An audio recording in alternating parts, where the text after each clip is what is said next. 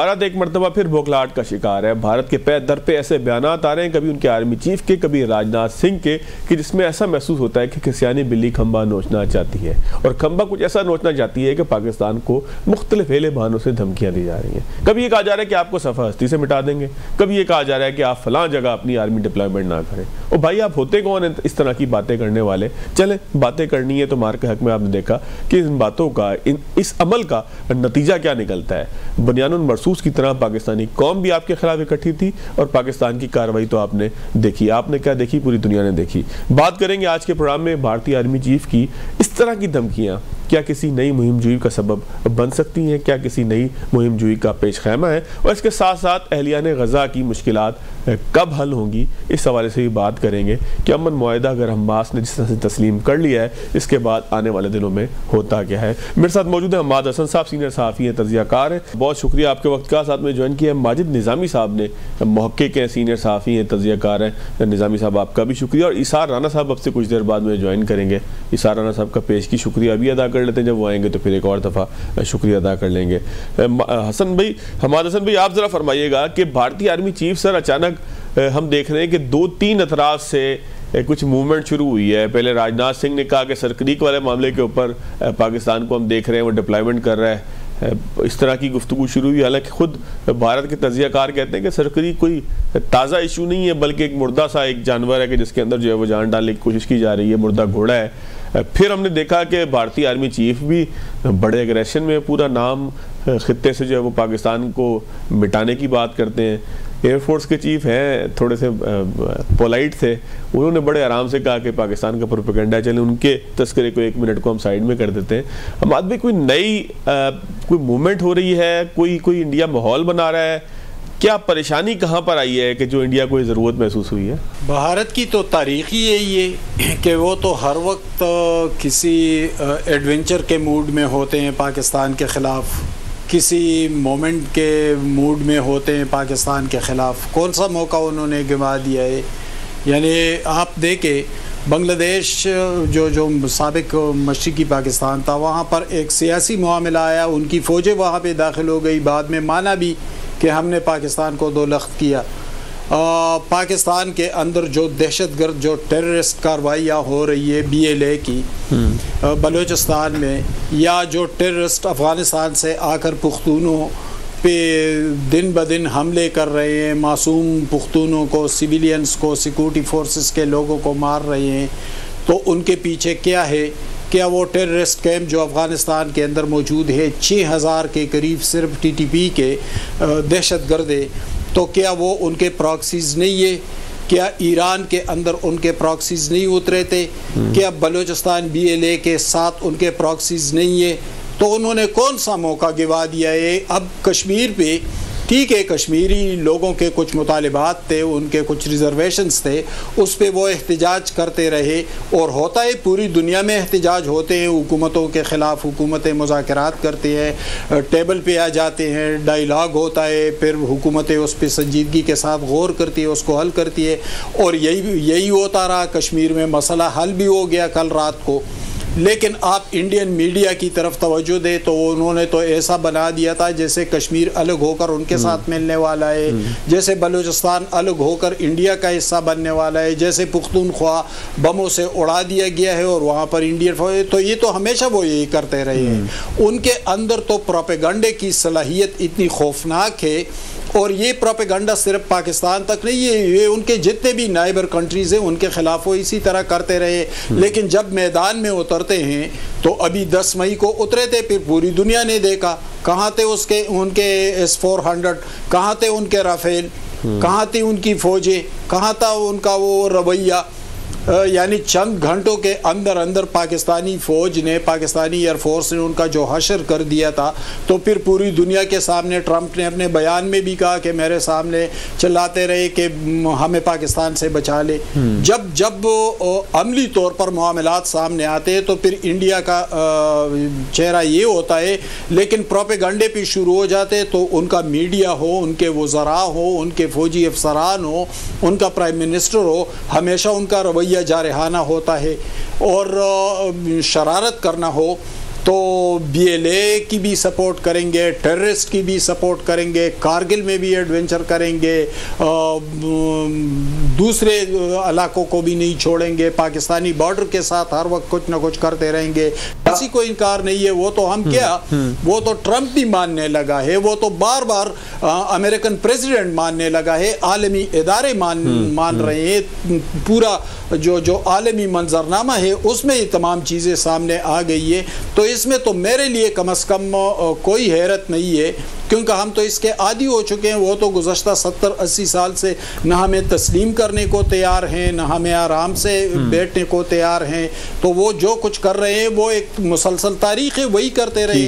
ठीक हो गया। माजिद भाई, आप क्या कहते हैं, ये अनकंफर्टेबल क्यों हो रहा है हिंदुस्तान इस तरीके से? कोई नई मुहिम जुई का मामला है, किसी इलेक्शन में कामयाबी के लिए कोई बयानिया दरकार है, कोई इंटरनेशनल सतह पे आइसोलेशन इसका रद्द अमल है? आखिर ये किस चीज़ का रद्द अमल है? या हमारे बहुत सारे तजियाकार हमें बता रहे थे कि अक्टूबर में जाकर कुछ इस तरह का की मूवमेंट आएगी। आप सर इसको किस तरीके से देखते हैं सारे कॉन्टेक्स्ट में? जी बहुत शुक्रिया। मेरा ख्याल है कि इंडिया की जानिब से अभी भी ऑपरेशन सिंदूर को नामुकम्मल करार दिया जाता है। उसकी वजह यह है कि बैनुल-अक़वामी महाज पर उन्हें जो सुर्खी उठाना पड़ी है, उसके बाद से कहीं ना कहीं उन्होंने ये सोच रखा है कि आने वाले दिनों में हमने कोई ऐसी एक्टिविटी करनी है कि जिससे हम इस सारे मामले के अंदर एट पार आ सकें। और जब तक वो नहीं होगा उस वक्त तक बिल्कुल दोनों मुल्कों के दरमियान कशीदगी का खतरा रहेगा। और इसी बुनियाद पर ये जो सरकारी का बयान आया है, हालांकि इस हवाले से अभी तक जितनी भी इंफॉर्मेशन है या जितने भी मुज़ाकरात के दौर हो चुके हैं, उसके अंदर सरकारी कोई अहम तरजीह वाला मसला नहीं रहा। पाकिस्तान इंडिया के जितने भी मुज़ाकरात हुए हैं, उसमें लद्दाख से शुरू होकर कश्मीर से लेके नीचे वर्किंग बाउंड्री और फिर इंटरनेशनल बॉर्डर और उसके अलावा भी जितने मसले हैं, उसमें सरक्रीक बिल्कुल भी एक इम्पोर्टेंट मौजू नहीं रहा है। उसकी वजह है कि वो 90-95 किलोमीटर का एक दलदली इलाका है कि जिसके अंदर कोई सरहद की वाज़ेह तकसीम नहीं। अब उसकी बुनियाद पर मामले को उठाना, मेरा ख्याल है कि ये सिर्फ इंडिया की जानिब से एक ऐसी एक्टिविटी है कि जिसकी बुनियाद पे वो ये दावा कर सकते हैं कि जी हम पाकिस्तान को अभी भी टफ टाइम देने का इरादा रखते हैं। क्योंकि उन्होंने जो राजनाथ सिंह का जो बयान है जिसमें उन्होंने इस सारे मामले को वाज़ेह किया है, तो बड़ी उन्होंने एक इंटरेस्टिंग बात की। उन्होंने कहा कि सरक्रीक से भी कराची सड़क जाती है और लाहौर से भी 1965 में हम भी लाहौर की सड़क पे आए थे, तो लाहौर की सड़क पे उन्हें कामयाबी नहीं हुई थी। तो ये उन्होंने अगर बयान दिया भी है तो वो टेक्निकली गलत खेल गए हैं कि 1965 में उन्हें लाहौर भाई, लेकिन ये तो हो सकता है ना कि उन्होंने जो तारीफ पढ़ी हो उसके अंदर तो वो यहाँ नाश्ता करके गए हो जिम खाना में। हमारे जो तारीख है या हमारे जो हकीकत है उसके मुताबिक तो हमने BRB से उनको आगे नहीं आने दिया, लेकिन हो सकता है उन्होंने ये तारीख पढ़ी हो, इसको आप ये एज क्यों नहीं देते? जी एज तो उनको इसलिए हम दे सकते हैं कि जब ये मई वाले वाकयात हुए हैं और उसके अंदर तो लाहौर की बंदरगाह पे भी वो कब्जा कर चुके थे, तो इसलिए जब हम उनकी तारीख की बात करेंगे तो मेरा ख्याल है कि जब इंटरनेशनल ऑब्जर्वेशंस आती हैं या वहां से जो फैक्ट्स चेक किए जाते हैं तो उसके बाद पता चलता है कि नहीं, कहीं ना कहीं उनकी तारीख में कोई झोल है या शायद वो अपनी एक ख्याली दुनिया में अगर रहना पसंद करते हैं तो आलमी दुनिया इसको नहीं मानती। और ग्लोबल वर्ल्ड के प्रेशर की वजह से ही इंडिया ने अभी तक अपने आप को स्टैंड बाय रखा हुआ है और वो ये चाहता है कि कहीं ना कहीं कोई भी ऐसी एक्टिविटी हो कि जिसके अंदर वो ये अपने अवाम को बता सके कि हाँ जो पुराना बदला है वो हम लेने की कोशिश करेंगे। तो इसीलिए गाहे गाहे वो इस तरह के बयानात देते हैं। और ये बिल्कुल बात आपकी दुरुस्त है कि जो इंटरनेशनल लॉज हैं या सी के जो कवानीन हैं या जो समंदर के हवाले से या समंदर से मुल्हिका साहिली इलाकों के जो कवानीन हैं उनके हवाले से भी पाकिस्तान और इंडिया के अंदर इस पे बात तो हुई है, लेकिन कभी भी ये कोई नंबर 1 टॉपिक नहीं रहा कि जिसपे हम ये कह सकें कि जी ये बहुत बड़ा मौजू है जिसको इंडियन मिनिस्टर जो है वो दोबारा उठा के ला रहे हैं और दोनों मुल्कों के अंदर कशीदगी में इजाफा होगा। मेरा ख्याल है कि वो पॉइंट स्कोरिंग के लिए कर रहे हैं और ये बताना चाह रहे हैं कि इन केस फ्यूचर में कोई एक्टिविटी होती है तो उसकी कोई बेस वो बना के रखे। ठीक हो गया इसार राना साहब। सर हम गुफ्तगू कर रहे थे, आपको वेलकम भी कहते हैं। हम गुफ्तगू यहाँ पे ये थी कि भारतीय आर्मी चीफ जो है वो धमकी दे रहे हैं कि जी इस दफ़ा तो सफ़र हस्ती से मिटा देंगे पाकिस्तान को। राजनाथ सिंह भी एक मुर्दा घोड़े को लेकर पहुंच गए भगाते हुए कि जी सरक्रीक के ऊपर हम जो है वो पाकिस्तान को डिप्लॉयमेंट हो रही है, हम देख रहे हैं कराची तक आ जाएंगे। तो ये क्या कोई खिसियानी बिल्ली खंबा क्यों नोच रही है अचानक, क्या इसको बदहज़मी हुई है? देखें, वो कहते हैं दर्द जिंद आशिकां दी ते दाड़ दर्द वाली, कड़िया बिना नहीं चैन पैंदा। अब इनकी जब तक जान नहीं निकलेगी इन्हें चैन नहीं आना। जो मार इन्हें पड़ गई है ना, आप समझ रहे खाली 7 तैयारे गिराए, भाई उसका गरूर गिरा दिया, उसका वो भरम गिरा दिया जो वो पूरी दुनिया में बना रहा था कि हम इमर्जिंग ताकत हैं। वो उसका तो मलिया मेट कर दिया आपने। ये ऐसे ही है जैसे को गांव का बड़ा चौधरी हो और उसे काम सा आदमी उठ के चपेड़े मार दे, उन्हें की कैसे हजम होगा? वो नहीं हजम कर पाएंगे।